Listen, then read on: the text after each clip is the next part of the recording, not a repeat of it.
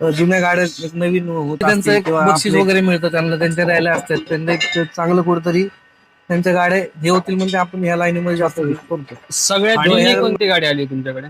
सगळ्यात जुन्या बरंच विंटेज मध्ये ते आल्याच्या नंतर पहिलं एक रफ हात मारला जातो, जेणेकरून त्याचे खड्डे वगैरे पूर्ण क्लीन करतात. खड्डे काढल्यानंतर त्याला एक स्मूथ वायर ब्रश म्हणजे थोडक्यात हे अशा प्रकारे येतो.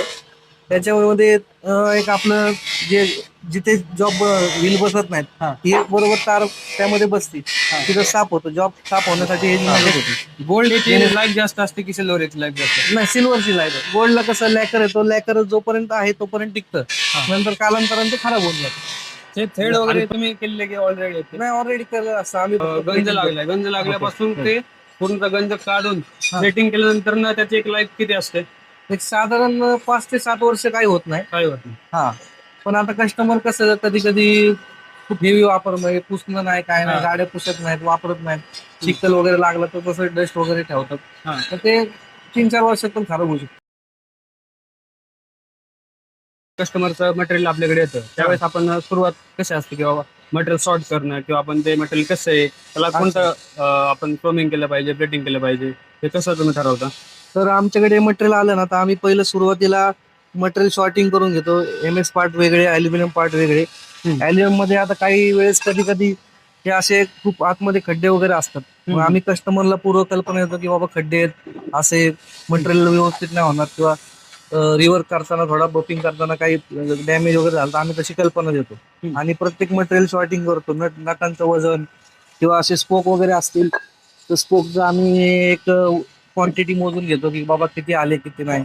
त्या हिशोबाने आम्ही सगळं ते काउंटिंग करून सगळं व्यवस्थित करून देत असतो. सॉर्टिंग झाल्यानंतर मग आम्ही ऍसिड वॉश वगैरे करतो. ऍसिड वॉश झाल्याच्या नंतर मग आमची बपिंग प्रोसेस. ऍसिड पण असतं म्हणजे?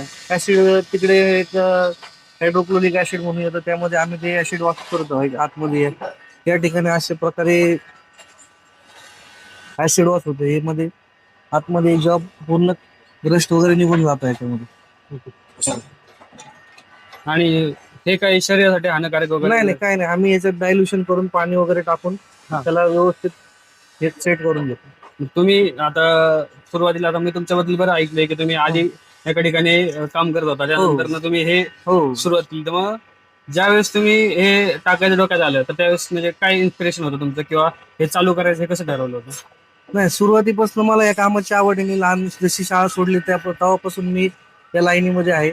आणि हे सर्व काम करताना मला एक असा आनंद वाटत की कस्टमरला एक आपण चांगलं काहीतरी काम करून देऊ शकतो, की बाबा जुन्या गाड्या एक नवीन होत असतील, किंवा आपले त्यांचं काहीतरी कुठेतरी त्यांना एक त्यांना कुठेतरी त्यांचं एक बक्षीस वगैरे मिळतं, त्यांना त्यांच्या रॅल्या असतात, त्यांना एक चांगलं कुठेतरी त्यांच्या गाड्या हे होतील म्हणजे आपण ह्या लाईनीमध्ये जास्त घुसलो. आणि ह्या लाईनीमध्ये आपल्याला जास्त नॉलेज होतं, एक्सपिरियन्स होता, त्यामुळे आपण स्वतः हे करतो. सगळ्यात जुनी कोणती गाडी आली तुमच्याकडे? सगळ्यात जुन्या बरंच विंटेज मध्ये BSA, ट्रॅम, वेल्लोसिटा, परत बऱ्याच गाड्या म्हणजे जुन्या कारमध्ये पण विंटेज मध्ये मर्सिडीज वगैरेचे काम बरेच केलेले आहेत आपण. आता 1957, 1972 वगैरे त्यामधल्या जुन्या गाड्या वगैरे आलेल्या आहेत. आता इथून ज्यावेळेस ऍसिड वॉश होऊन जातं त्यावेळेस पुढची प्रोसेस काय असते? ऍसिड वॉश नंतर आम्ही बपिंग करतो आतमध्ये, या साईडला. चला बघूया. ते शॉर्टिंग झाल्यानंतर आपण इथं बफिंगला येतात. बफिंगची प्रोसेस कशी असते? इथे आल्याच्या नंतर पहिलं एक रफ हात मारला जातो, जेणेकरून त्याचे खड्डे वगैरे पूर्ण क्लीन करतात. खड्डे काढल्यानंतर त्याला एक स्मूथ हात येतो, जे की पेपर व्हील असतं. त्याच्यामध्ये तुमचं जो लाइनिंग असतील किंवा तुमचे खड्डे असतील ते पूर्णपणे कव्हर करतो आपण. त्याच्यानंतर शेवटचा हात येतो बॉक्सचा. आता ही एक येल्लो पावडर येते, या पावडरमुळे तुमचे लाइनिंग वगैरे किंवा शाईन येणे या पावडरमध्ये बरेच काही नाही एक त्यामध्ये येते. ठीक आहे, रबर सारखं असतं? नाही, हे एक आपलं साबण टाईप आहे, म्हणजे जेणेकरून याला मटेरियल शाईन येते. तर मी मगाशी बघितलं की आता हे सॉफ्ट हे आहे तुमचं जे का प्लेट. मगाशी एक मी असं दाता नाही का, ते वायर ब्रश. वायर ब्रश म्हणजे थोडक्यात हे अशा प्रकारे येतो. त्याच्यामध्ये एक आपलं जे जिथे जॉब व्हील बसत नाहीत हे बरोबर तार त्यामध्ये बसते, तिथं साफ होतं. जॉब साफ होण्यासाठी ह्याची मदत होते, जेणेकरून आपण नट बोल्ट्स असतील, थ्रेड वगैरे पूर्ण क्लीन करायचं असेल तर हा ब्रश वापरला जातो. ओके. हा. आणि ज्याच्यामध्ये ज्यावेळेस हे समजा त्याला तारा वगैरे लावलेले आहेत, हा. तर तारांचा पार्टला काही नाही नाही, तारांचा पार्टला त्रास तर काय होत नाही. आम्ही ते तार तार मारल्यानंतर परत एक 2-3 अजून ऑपरेशन असतात ते करतो. त्याच्यानंतर फायनल हात असतो तो मारतो. आतापर्यंत असं सगळ्यात म्हणजे तुमच्याकडे फक्त 4 व्हीलर करतात की 2 व्हीलर नाही, करतात? 2 व्हीलरची जास्त आहे, 4 व्हीलरचे क्वचित येतात. विंटेज कार येतात, विंटेज कारचे सामान येतात, पिएट असेल किंवा बरेच म्हणजे नाही का गाड्या कारमध्ये. असं विंटेज मध्ये तुम्ही बाईक म्हणताय तर अशा कुठल्या कुठल्या बाईकचं काम करता? विंटेज मध्ये म्हणजे बरेच बाईक केलेले आहेत. BSA, ट्रॅम्प आली, परत वेल्वेसचा, ओल्ड बुलेट मध्ये म्हणजे पहिल्या बुलेट होत्या, परत अजून एक मोफा म्हणून एक गाडी येते. हा, बऱ्याच गाड्या केलेल्या आहेत. हे आता तर असं म्हणतात की आताच्या ज्या हायब्रिड गाड्या म्हणतो आपण, नाही का, त्या आणि जुन्या गाड्या विंटेज गाड्या, नाही, त्या दोघांमध्ये काय फरक आहे? ऍक्च्युली कसं आहे, जुन्या मटेरियल खूप हेवी असतं आणि आता जे मटेरियल आहे ते थोडंसं कुंकवत असतं. आता जुने मटेरियल आपण जेवढं पण घासेल त्याला काय होत नाही, पातळ होत नाही, काय नाही. जुने मटेरियल ऍक्च्युली एक भरीव त्यांनी ते चांगल्या ग्रेडचं वापरलेलं आहे सुरुवातीला. पण आताचं मटेरियल खूप पातळ येतं, जे मग घासताना कधी कधी फाटणं किंवा काय प्रॉब्लेम नाही. जुन्या मटेरियलला चांगली ग्लेज येते. मग आज लोकांना असं तुम्ही काय प्रेफर करा, म्हणजे जुनं ते सोनं आपण म्हणतो, हा, अजून ओल्ड इज गोल्ड. नाही का? Old is gold. मग आपल्याकडे मी आता बाहेर वाचलं की गोल्ड प्लेटिंग, नाही का? हो, गोल्ड प्लेटिंग पण आहे आपल्याकडे. ते गोल्ड प्लेटिंग म्हणजे काय असतं? गोल्ड प्लेटिंग म्हणजे एक आपण म्हणजे लोकांना काही आवडतं, बाबा मी सोनंच घातलं पाहिजे किंवा मी सोन्याची गाडी वापरली पाहिजे, तर मग तशा लोकांसाठी आपण एक गोल्ड प्लेटिंग ठेवलेलं आहे की बाबा सोन्यासारखं आपण मटेरियल करावं किंवा गाड्यांचे पार्ट सोन्यासारखी माझी गाडी करावं, त्यासाठी आपण गोल्ड प्लेटिंग ठेवलेलं आहे. म्हणजे आता नॉर्मल प्लेटिंग म्हणलं की लोकांना ते सिल्वर असं हा, वाटतं. सिल्वर येतं, पण गोल्ड मध्ये gold मध्ये प्रॉपर सोन्यासारखं दिसणार. हा. गोल्ड याची लाईफ जास्त असते की सिल्वर याची लाईफ जास्त असते? नाही, सिल्वरची लाईट. गोल्डला कसं लॅकर येतो, लॅकर जोपर्यंत आहे तोपर्यंत टिकतं, नंतर कालांतराने ते खराब होऊन जातं. आणि पण काही जणांना आवडतं त्यामुळे काही जण करतात. अशा कोणते कोणते पार्ट आहेत त्यांना प्लेटिंग होतं? All metal, bullet, Yamaha, Suzuki, पूर्ण गाड्या, हिरो होंडा वगैरे जे काही मेटल मध्ये असेल, फायबर सोडून सगळं होतं आपल्याकडे. आता इथे एवढे ब्रश आहेत, नाही का? हा, तर हे जे ब्रश आहेत, प्रत्येक ब्रश वेगवेगळं काम आहे. प्रत्येक ब्रशचा वेगळा ग्रेड आहे. प्रत्येक व्हीलचे वेगळे ग्रेड आहेत. काही छोटे व्हील असतील ते छोटे व्हीलचे, मॅट व्हील असतील त्याचे वेगळे ग्रेड आहेत. ते वरती बेल्ट दिसतात त्या बेल्टचे पण वेगळे ग्रेड आहेत. प्रत्येक मटेरियल वेगवेगळं आहे. आता मला एक असं विचारायचं होतं की तुम्हाला एवढ्या सगळ्या गोष्टीचा अनुभव म्हणा किंवा ह्या गोष्टी तुम्ही माहिती आहे तुम्हाला, हे लक्षात ठेवणं ही खूप डिफिकल्ट गोष्ट आहे. बरोबर. तर मला असं विचारायचं तुमचं शिक्षण किती झालं? माझं शिक्षण खरं सांगायचं म्हटलं तर मी 10वी झालेलं आहे माझं. पण मी जशी शाळा सोडली तसं मी या लाईनीमध्ये, मला आज जवळजवळ 12-15 वर्ष झाली मी हे काम करतोय किंवा मी हे काम करत आलेलं. आणि हे काम करत असताना मला एक आनंद असा होतो की माझं म्हणजे गिराईक माझ्याकडे ज्यावेळेस येतं की बाबा आमची अशाची गाडी, काही जणांची वडिलांची आठवण असती किंवा काही जणांची माझ्या भावाची गाडी, पण तशा वेळेस आपण एक आवडीने काम करतो की बाबा ह्या माणसाच्या त्याच्या वडिलांची गाडी किंवा काय कसं, तर ते म्हणतात की बाबा मला पैशाचा विचार, मला ही गाडी अशी करायची की ती मला आठवण म्हणून राहिली पाहिजे. तर तशा वेळेस आपण ती गाडी मन लावून काम करतो. म्हणजे आपल्याला ते थोडं सॅटिस्फॅक्शन होतं की बाबा आपण कस्टमरला एक चांगलं खुशी करतोय. ते पण आपल्याकडे बरंच म्हणजे नाही का, कस्टमरचे बरेच आशीर्वाद देतात आपल्याला की आमच्या वडिलांची गाडी अशी गेली. तर तुमची अशी कोणती आठवण आहे का की बाबा एखाद्या कस्टमरनी खूप ते आपण कोणाची आठवण असते आपल्या आई वडिलांची असेल, भावाची असेल, ती अशी आठवण आहे की त्यांनी पूर्ण ते संपलेली, म्हणजे की तो पुजलेली गाडी त्याला तुम्ही परत रिस्टोर करून दिली, तो खूप खुश झालाय? हा, आहेत ना बरेच. आता ते माझ्याकडे दाखवायला नाही, ते ऍक्च्युली बरेच दिवस झाले घेऊन गेले तुझं, नाही तर मी तुम्हाला दाखवलं असतं. एक माझ्याकडे HD आली होती गाडी, की ते बोलले की माझ्या वडिलांनी पहिली गाडी, त्यांना बरेच ठिकाणी ते प्लेटिंग साठी गेले, त्यांना ती काय जमली नाही, ती खराब झाली, काय जण म्हणले खड्डे निघणार नाही किंवा बरंच काय प्रॉब्लेम आले त्यांना. त्यांना एक जणांनी माझा कॉन्टॅक्ट दिला की याच्याकडे जावं, तुमचं काम व्यवस्थित होईल. त्यांनी मला सांगितलं की आम्ही 2-3 ठिकाणी गेलो पण आम्हाला ते काम त्यांचं पटलेलं नाही. मग आम्ही आता माझ्याकडे हा एक म्हणजे हा माझ्या आधीपासून आहे, जवळजवळ म्हणजे लहानपणापासून थोडक्यात आता आम्हाला याला कमीत कमी 25-30 वर्ष झाली या लाईन या कामामध्ये. हा, तर ह्याचं बोटिंग मी म्हणत नाही माझा कारागीर खूप चांगला, पण ह्याचं बघतील म्हणजे सगळ्यांना माहिती की हा कसा बघतील बघ. तर ह्याने ते गाडीची टाकी वगैरे गाडी अशी मारली ना की पुण्यात कोण मारू शकत नाही, एवढी छान टाकी मारली. ते कस्टमर एवढं खुश झालं ना की ते म्हणजे त्याने अजून 5 गाड्या आणून टाकल्या, की त्याला एवढी आवडली की माझ्या वडिलांची गाडी कुठं झाली नाही पण तुमच्या इथे झाली आणि तुम्ही एवढी चांगली केली. तुम्ही ज्यावेळेस असं तुमचं एक आपण म्हणतो ना की आपण साथीदार म्हणू, वर्कर न म्हणता आपण साथीदार म्हणू. हा. असा एक साथीदार तुमचा आहे की जो तुम्हाला तुमच्या शून्यापासून आजपर्यंत तुमच्या सोबत आहे. आता तसं बघायला गेलं तर मी सर्व ह्यांच्यासोबत कामं केलेली की म्हणजे मी ह्यांना मी कधी मी मालक नाही समजत किंवा मी ह्यांना कामगार समजत नाही. हा हा हे म्हणजे माझे घरातल्या सारखे संबंध आहे. आम्ही सुरुवातीपासून एकत्र कामं केलेली सोबत सगळ्यांनी. पण हे जे माझे आहेत वर्कर ही सगळी माझ्यासोबत कामं केलेली आहेत त्यांनी. पण हे आमच्यामध्ये कधीच असं नाही की मालक कामगार असं मतभेद नाही. मतभेद नाहीत. आमचं जे काय आहे ते बॉन्डिंग सगळं म्हणजे नाही का घरातल्या सारखं भाऊ भावासारखं आम्ही म्हणजे हा त्यावेळेस काम करायचा मी त्यासोबत काम केलेलं आहे किंवा ह्यांनी मला बऱ्यापैकी शिकवलेलं आहे सुरुवातीला की बाबा असं कर तसं कर. या मला बराच ह्याचा हात आहे किंवा हा झालाय. याने पण ज्यावेळेस चालू केलं तर याने पण बरंच मला मदत केली की बाबा सुरुवातीला माझ्यासोबत काम करणे, कारागीर असून माझ्यासोबत थोडं हेल्परचं काम करणे किंवा काही म्हणजे ह्यांनी बऱ्यापैकी ह्यांनी पण मदत केली. जशी ह्यांनी केली तसं त्यांनी पण केली. म्हणजे सगळे कारागीर मला घरातल्या सारखे. म्हणजे तुमच्या स्टोरी मागे दोन असे खंबीर साथीदार आहेत. ती त्यांनी मला भरपूर साथ दिली. हा. आणि मग इथून मटेरियल कुठे शिफ्ट होतं? आता आम्ही कसं होतं बाहेर गावानं ट्रान्सपोर्टवरनं मटेरियल येतं, काही पुण्यात नाही येतं. तर आम्ही मटेरियल पॅक वगैरे झालं की व्यवस्थित पोत्यात पॅक करून आम्ही ट्रान्सपोर्टला टाकतो. ते पॅकिंग रूम तिकडे आहे, तुम्हाला दाखवतो. यानंतरची प्रोसेस काय असते? याच्यानंतर प्लेटिंग करतो. इकडून आपण पहिलं क्लीन करून घेतो, ऑइल वगैरे असतं ते इथं साफ होतं. याच्यानंतर मग आपण निकेल प्लेटिंगला टाकतो, जी मेन प्लेटिंग आहे ते अशा प्रकारे इथं होतं.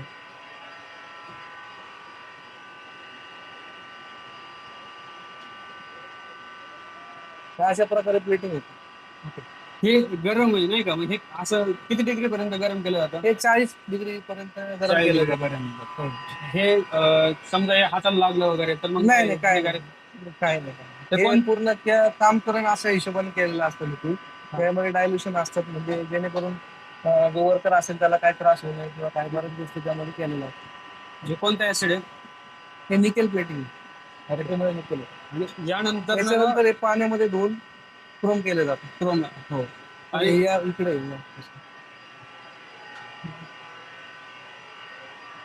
इथे क्रोमची टाकी अशा प्रकारे.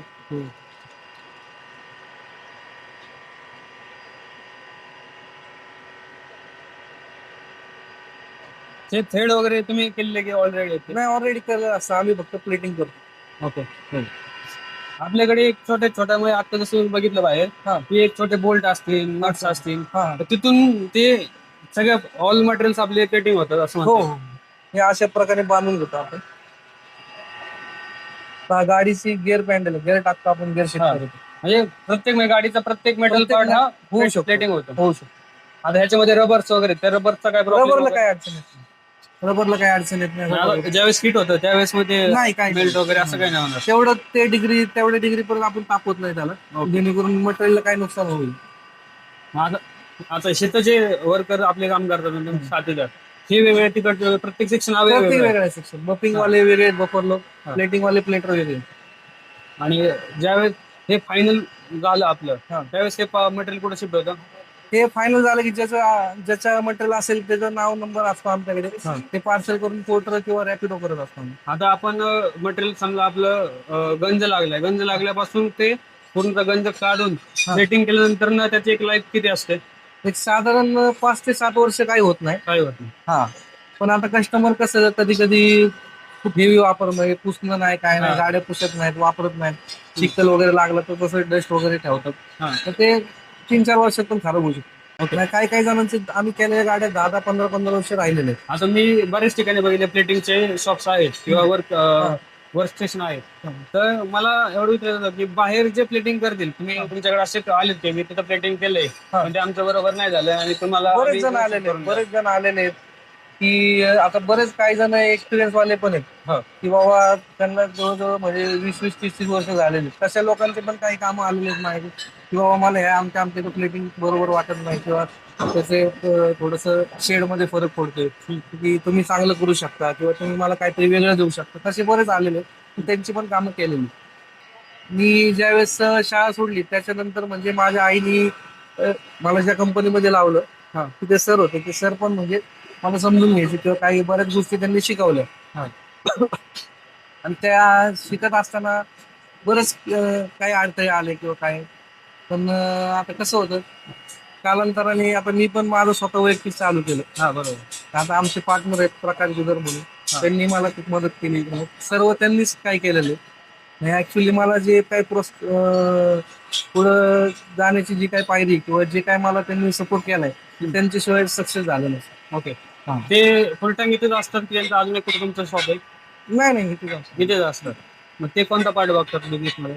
नाही म्हणजे ते कसं होतं, बाकीचं ते बऱ्यापैकी बघतात, बिलिंग वगैरे बघतात, ते हिशोबात वगैरे म्हणजे बघतात. पोस्ट प्रोसेसिंग काम ते सगळं ते बाकीचं हा, ते बघतात. बाकीचं सगळं मी बघतो. जे रॉ जे चालतंय ते हा सगळं तुम्ही हा हँडल करता. सगळं मी हँडल करतो, ते पण करतात, मी पण करतो, आम्ही म्हणजे दोघं पण करतो. बैलगाडीचे दोन्ही चाकं प्रत्येक आपापल्या हो पद्धतीने चालू आहे. हो चालू आहे. म्हणजे आम्ही दोघांचे आमचं सर्व मीच बघतो. हा. त्यांची मदत जास्त आहे मला, म्हणजे त्यांचा हातभार जास्त आहे की त्यांनी मला बरंच लाईफ मध्ये शिकवलं की बाबा असं कर तसं कर, त्यांचं मत जे काय आहे ते. आता मला आता तुम्ही ह्या वर्ष ह्याच्यामध्ये जवळजवळ किती 10 वर्ष आले असणार हा नाही का?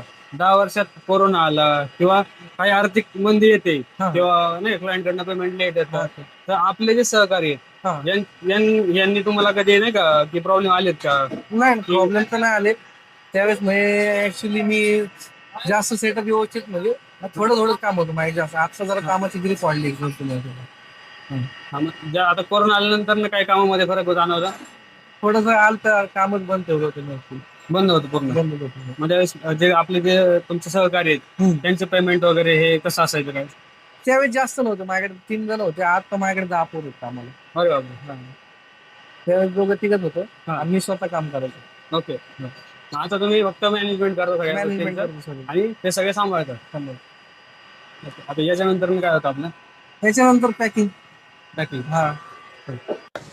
आता आपण सगळं ते फायनल झालं नाही हा, का? हा. झाल्यानंतर ते समजा आपण पुसून वगैरे साफ हा. करून ते इथे येतं मटेरियल. हा. चालल्यानंतर तुम्ही हे बबल रॅपिंग वगैरे करता. हा, म्हणजे बबल रॅपिंग मध्ये काय होतं, मटेरियल खराब होत नाही, त्यामुळे आपण हा. अशी पॅकिंग देतो. म्हणजे समजा कुठं ओलं वगैरे राहिलं तर हा. मग त्याचा काय प्रॉब्लेम होईल का? कधी कधी डाग पडतो, पण आम्ही ते पूर्ण ड्रायर मध्ये ड्राय करून मगच पॅकिंग करतो, त्याशिवाय पॅक नाही करत. आता हे ह्याला काय म्हणतात, हे जे केलेलं आहे हे मेटल ऍक्च्युली ब्रास आहे, ह्याला आम्ही फक्त पॉलिश केलंय.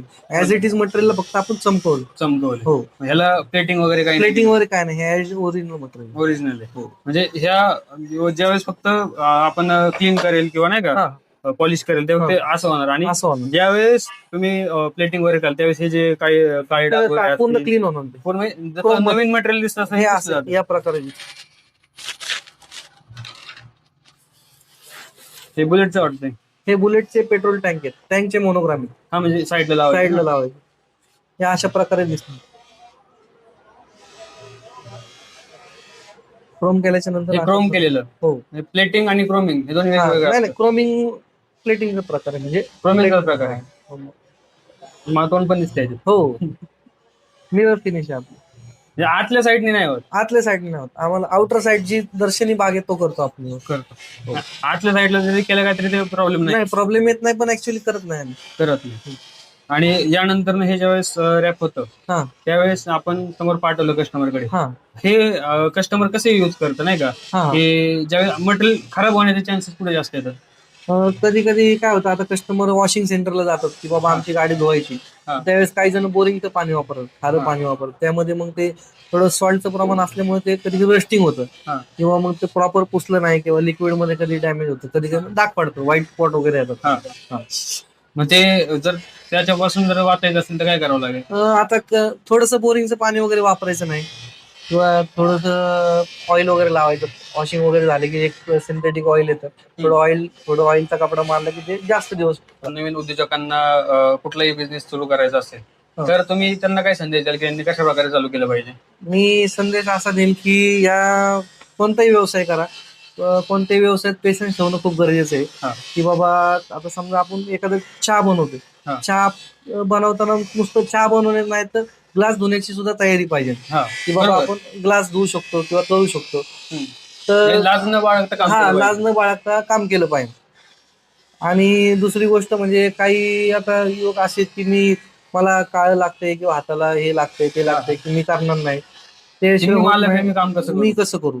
तर आपण मालक म्हणून नाही ते कामगार म्हणून काम केलं पाहिजे. ओके. की जेणेकरून आपल्याला त्या कामामध्ये काम करत असताना कुठली लाज नाही बाळगली पाहिजे. बरोबर. हा, म्हणजे आणि की तुम्ही जोपर्यंत सोनं तापवत नाही तोपर्यंत ते उजळत नाही. तसं. उजळत नाही. बरोबर. तूप जसं आपण म्हणतो तूप खाल्लं की रूप रूप येत येत नाही, नाही. त्या टाईप मध्ये आपल्याला थोडंसं पेशन्स ठेवून धंद्यामध्ये हे करावं लागणार.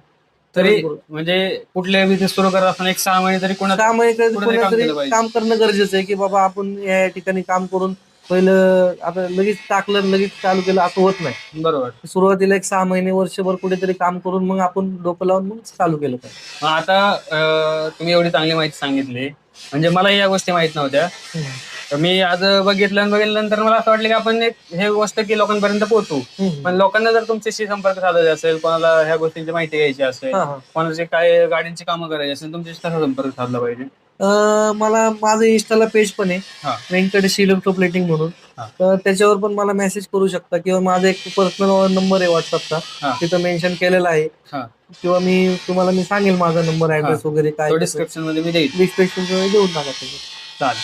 आणि तुम्ही एवढी चांगली माहिती सांगितली, कारण की ह्या गोष्टी मला माहित नव्हत्या की ओल्ड इज गोल्ड आपण म्हणतो, हा, त्या हा. गोष्टी परत रिस्टोर होऊन एवढं नवीन जसं मटेरियल असतं हा, तसं होतं. हा, हा. आणि ते खरंच या ठिकाणी होतंय. आणि तुम्ही हवं तर तुमच्या गाड्या इथं एकदा करून बघा.